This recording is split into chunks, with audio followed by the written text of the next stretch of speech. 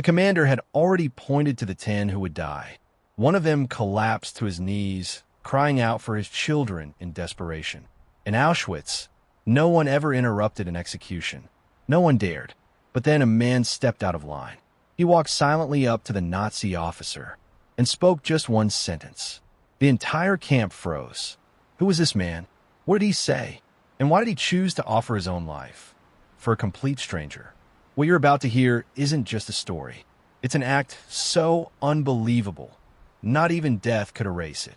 Leave a like and let us know in the comments where you're watching from. So the voice of this boy, and of all those who were lost, will never be forgotten. My name was Maximilian Kolbe. Today, I'm remembered by a number, 16670, branded into my skin, stripped from my name, my story. In Auschwitz, names meant nothing. Inside that place, it was as if the world had been reset by demons disguised as men. Men who rewrote the rules of existence. And the first rule was clear. You're no longer someone. But that came later. Much later. Before any of that, I was just a priest. A Franciscan. A man with weak lungs since youth and a faith so intense, it became dangerous, especially when the war began to show its teeth. When the Germans invaded Poland, many fled. Others hid. Some collaborated. I stayed. Not out of bravery. Not out of foolishness. But because something deep within whispered to me every day. You still have a mission. And how do you abandon a mission? How do you turn your back on those who have nowhere left to fall? I was the superior of a monastery in Nepo-Kalanoe. A simple place, but with enough structure to shelter the desperate. And when a Nazi army began rounding up Jews, refugees, dissidents, orphaned children, we opened our doors. We filled the rooms, placed mattresses in the hallways, offered bread, shelter, and a sliver of dignity. The Gestapo didn't like it. They came once, twice, 3 times. The first time they observed, took down names, treated us with that cold air of superiority, as if we were only postponing the inevitable. The second time they broke things, destroyed books, screamed, beat novices. One of them spat on a statue of Christ. I remember standing still, not from fear, but from restrained fury. That spit wasn't just about faith. It was about control, about crushing symbols. The third time, they took me. No handcuffs, no trial, just a notice. Kolbe, you're being transferred to a place where men learn the value of silence. The journey there came in stages. I was tossed into cells, then trains like an inconvenient package. The trains were always packed with people, crushed together, starving, coughing blood and fear. Most didn't know their destination. But I knew. From the moment I saw the smoke on the horizon. Auschwitz. The name sliced through the air like an invisible blade. The gate bore a sign. Arbeit macht frei. Work sets you free. A sick joke, because that place did everything but set you free. As soon as we arrived, the dogs barked. The soldiers shouted in German, pushing, beating with rifle butts, calling each of us by the number we were given. I was tattooed, my head shaved, my soul stripped bare. I was thrown into a striped uniform that stank of old sweat and burnt skin. That first night, we slept on raw wooden planks. No blankets. Our heads rested on the shoulders of strangers. And that's when I realized this wasn't a prison. It was a machine. A machine designed to dismantle the human being piece by piece. I soon understood how it worked. Auschwitz had its own logic, a reversed mathematics, where the value of life was measured by how much you could suffer in silence. The weak fell first.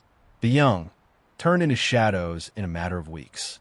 The food lines felt like lines to the gallows. Moldy bread, thin soup, guards watching like jackals, ready to eliminate anyone who limped, coughed, or looked the wrong way.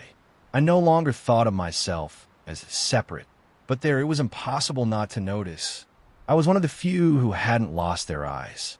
Not the physical ones, the others. The ones that looked inward, that still saw a flicker of humanity even in the mud. And maybe that's why many came to me. At night, we whispered prayers.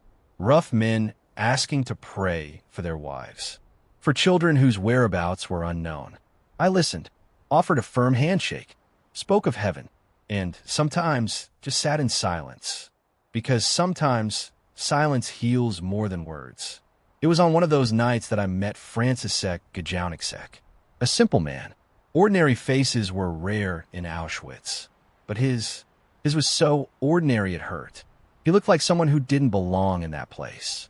Always teary-eyed, fingers twitching like he was trying to touch a memory now out of reach. How many children? I asked one night. 2, he answered without looking at me. One's 6, the other's 4. And your wife? She wrote me a letter before I was taken. He said, she prays for me every night. He paused. I just wanted one more chance to say, I'll be back soon. We fell silent after that. But in that moment, something settled deep within me. I knew, with a certainty I still can't explain, that if there ever came a moment of choice, I would know what to do. Routine in the camp spared no one. Each day, someone disappeared. Someone would collapse at work and be beaten until they stopped moving. Another vanished overnight, and we'd only realize it the next morning because there'd be an empty space among the bodies. Death wasn't an event there. It was background noise. But even in the depths of despair, something stirs. It was August. The heat was suffocating. Flies covered the corpses. The guards were more agitated than usual. And then, the emergency bell rang. Escape, shouted a soldier. That was the sign. Someone had escaped. And in Auschwitz, that meant one thing. 10 men would die. It was the rule. If one prisoner fled, 10 others would be executed in collective punishment. It didn't matter if you knew, if you helped, if you even saw it happen. The machine wasn't built for justice. It was built for demonstration of power. We were lined up in the yard, rows and rows, under the scorching sun, dehydrated men trembling as they stood. Commandant Fritsch appeared, impeccable, cold, a face sculpted by the ideology of death. He began to walk, count, point.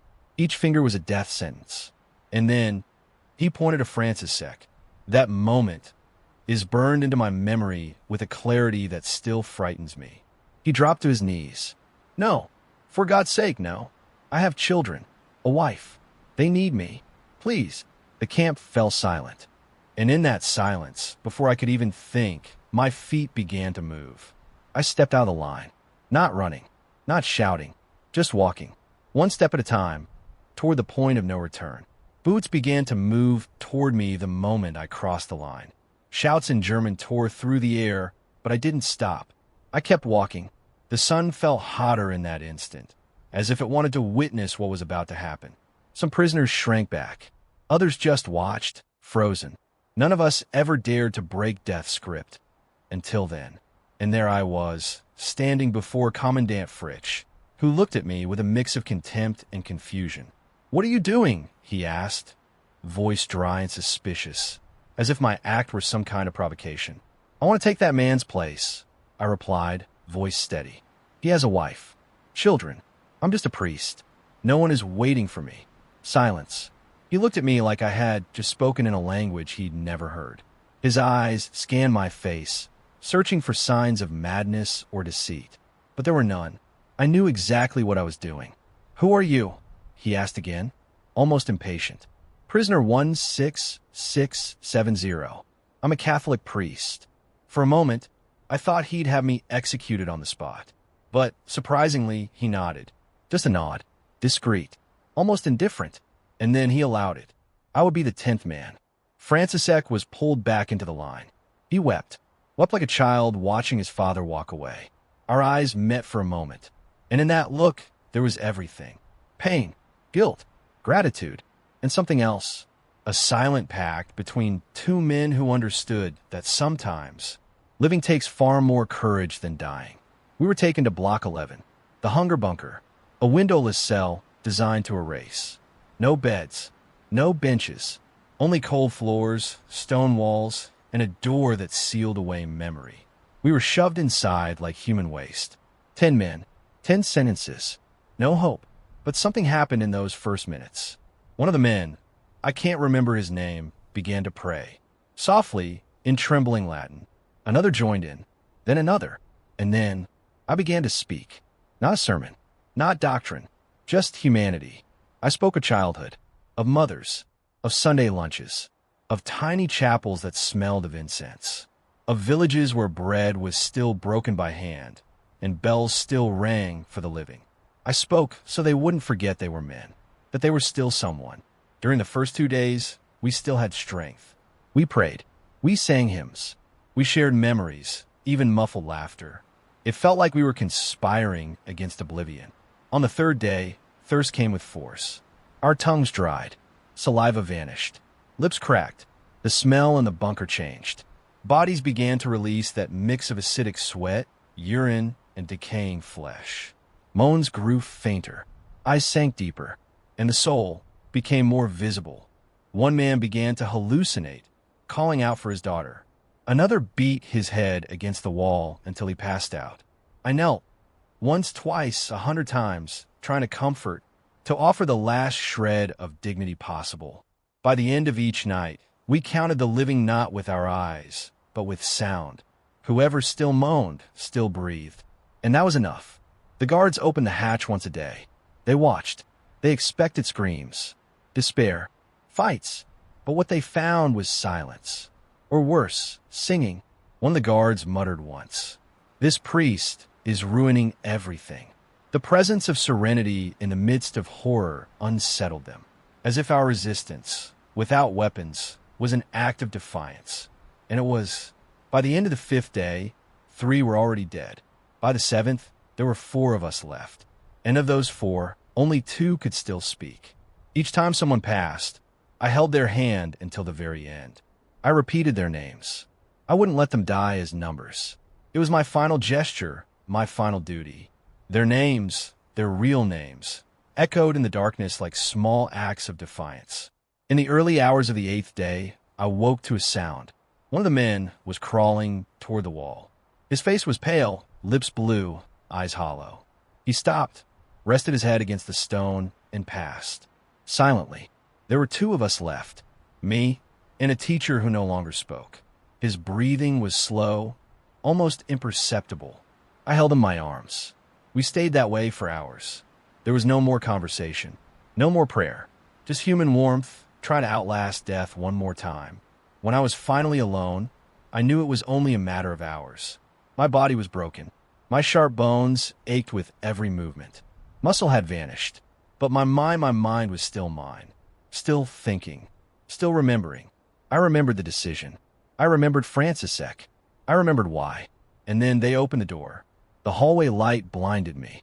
My body trembled. I couldn't stand. 2 guards entered. One of them held a syringe. Phenol. That's what they used when they didn't want to wait anymore. I think they were unnerved. Maybe they expected to find an animal. A zombie. But they found a man on his knees who could still look them in the eyes. They said nothing. The doctor knelt beside me. I extended my arm. Not in surrender, but in choice. The needle went in. The cold liquid crawled up my veins.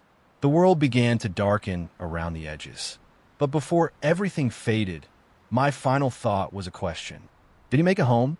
They shoved me back into the line like a misfit piece being put back in place.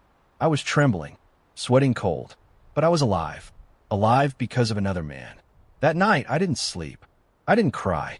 I stared at the ceiling of the barack, listening to the breathing of those who were still there and the emptiness left by those who had been taken. The hunger bunker was just meters away, and while the wooden beams creaked around me, I knew that somewhere in the dark, a priest was dying. For me, my sons. Their faces wouldn't leave my mind. The image of my wife smiling at the front door, back when we still believed the world was predictable, it burned inside me. And the guilt bit into me like a starving dog. I should have been the one in that cell. I was the one chosen. I begged for my life, and someone heard me. But not God. A man. An ordinary man who decided to die in my place. The days passed slowly. Life in Auschwitz offered no mercy. Forced labor continued. Beatings. Humiliations. But I was different. Not just because I had escaped death, but because something had changed inside me. It was as if every step, every breath, every bite of bread I placed in my mouth now belonged to 2 men. To me, and to him. I didn't know if he was still alive. For weeks, no one mentioned the bunker. The guards didn't speak of it. Prisoners avoided asking. But sometimes, I caught glances, men who had witnessed it, who had seen the priest walk with resolve, men who now looked at me as if I carried something sacred. And then, one day, someone whispered, "He's gone." The news came like that. Simple, dry, no ceremony. Maximilian Kolbe was dead, injected with phenol after surviving longer than anyone else in that dark cell. Something inside me broke in that moment. I made a promise, right then, that I would never let his story die with him. Time passed. The war ended. Auschwitz was liberated. When the gates opened, I was barely a shadow of who I once was. Skin over bones, hollow eyes. But my heart was still beating, and it beat with the weight of a second chance. I returned home. My wife recognized me at the gate, even with white hair and an empty stare. My sons, older now, ran to me like it was Christmas. And I collapsed. I cried for hours, not out of sadness, but because every second of it, every second, had been given back to me by someone who would never ask for anything in return.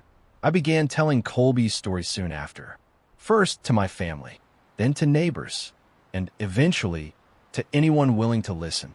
I was invited to speak at schools, churches, memorial committees. I traveled through dozens of cities. I repeated that scene so many times it began to live outside of me. It became part of the world.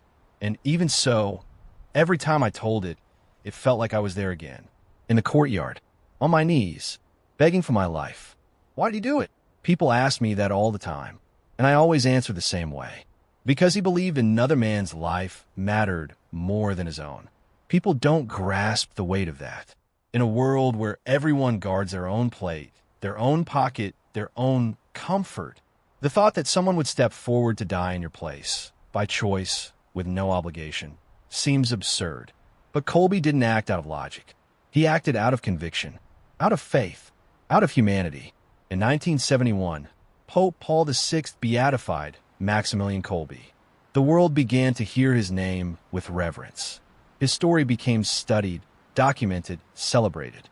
And then, in 1982, came the canonization. Pope John Paul II, also Polish, also a survivor of Nazi occupation, declared Maximilian a martyr of charity, a title that could never truly match the magnitude of the gesture, but one that, in some way, immortalized him. I was there. I was invited to sit in the front row, a frail old man, with calloused hands and a full heart. When they pronounced his name, when the Pope shared his story with the world, I closed my eyes. I thought of the barracks, the courtyard, that silent gaze, and I wept, not out of sorrow, but out of gratitude. I spent my final years living a simple life, a double life, perhaps, because every morning I woke up, every bite of bread I ate, every hug I gave my children and grandchildren, I knew it wasn't just mine. It was his too. And for that, I vowed no one would forget. That as long as I breathed, Maximilian Kolbe would have a voice. What happened in Auschwitz can't be understood by numbers alone. The 6 million, the camps, the trains, the chimneys, all of that matters. But the true monstrosity of what happened there is found in the details, in the eyes that stopped shining, in the names that became numbers, in the parents who died not knowing if their children had survived. And in the midst of that landscape, where death operated like a well-oiled machine, someone did the unthinkable. He raised his hand and offered to die, not in battle, not to save a king, but for a father, an ordinary man. Maximilian Kolbe's story survives not because he was a martyr, not because the church canonized him, but because for one moment he stopped the machinery of death with a single decision. One choice, and that changes everything. For years, people asked me if he was afraid, if he hesitated, if there was doubt in his eyes. And I tell them no, not because he was fearless, but because he had made that choice long before Auschwitz. Kolbe chose to live that way from a young age. When he was diagnosed with tuberculosis and told he wouldn't live long, he didn't shut himself away. He founded a monastery, built a radio station, printed underground newspapers, helped Jews, gypsies, fugitives. He decided, even before the war, that his life would have a single meaning: to give. And to give is the most dangerous way to love. Because when you give, you lose control. You surrender yourself to something greater. That day in the courtyard, before the German commander, Colby didn't give a speech. He didn't protest. He didn't beg. He simply stepped forward and said, "I will take his place." That was all. But that sentence, 7 simple words, challenged the entire structure of the camp, because it reminded the Nazis, the prisoners, the world, that the human soul could still say no. No to fear. No to selfishness. No to the logic of barbarity. And the most incredible thing, he didn't do it for fame. There were no cameras, no audience, no book waiting to be written. He didn't live to tell the story. And maybe that's exactly why the gesture became so powerful. Because it was pure. Colby was forgotten by the Nazi officers the moment he died. His body was burned. His ashes scattered. No tomb. No gravestone. Nothing. But there's something they didn't know. The soul cannot be burned. It spreads. And Colby's soul spread like a flame through dry grass. In churches, in schools, in synagogues, in resistance meetings, his story began to be told. By prisoners, by priests, by survivors, and later by František, the man who inherited his life. František lived to be 93. He visited Auschwitz many times after the war, never as a victim, always as a witness. Every time he walked the tracks, the cells, the guard towers, it was as if he was saying, "I'm here, and I'm only here because of him." This story is not about religion. It's about conscience, about choice, about what happens when a human being decides, even in the face of hell, to preserve their dignity. Colby reminds us that courage is not the absence of fear. It's doing what must be done despite fear. And more than that, he reminds us that the choices that change the world aren't always grand. Sometimes they're silent, almost invisible. They happen in seconds and last forever. When I look at today's world, so loud, so divided, so hurried, I wonder, how many Colbys are out there? How many people have the courage to look at someone and say, "I will stay. I will protect. I will take responsibility"? How many times do we fail to stand up for someone because we're afraid to lose? To lose comfort, status, our illusion of peace? And what if one day that someone is you? What if you find yourself in that courtyard, metaphorical or not, and must choose between yourself and the other? What will you do? That's the question Colby left us. Not as an accusation, but as a mirror. He didn't die to be worshipped. He died to show the way, the choice.